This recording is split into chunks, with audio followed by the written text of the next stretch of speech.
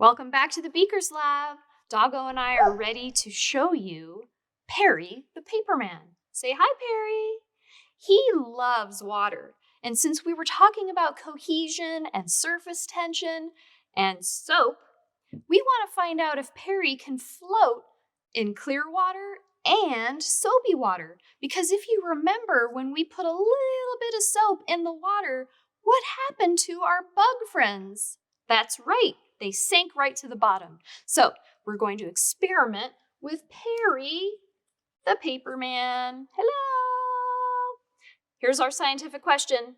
Perry likes to swim, so here's our swimming pool. Will he float in the swimming pool? I don't know. Step number 2, you have to make your very best guess.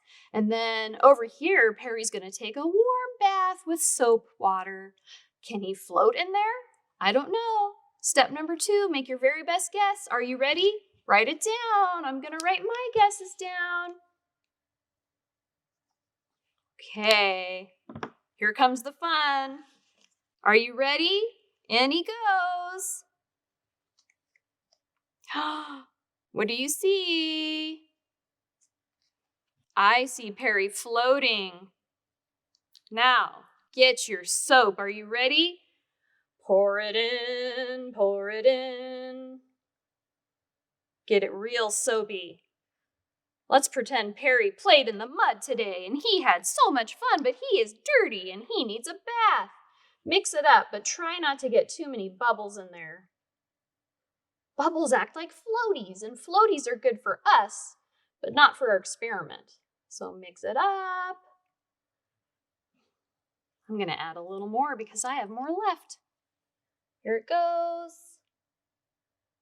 Yay! Mix it in. Oh, he's going to have a good bath. You stay right there, Perry.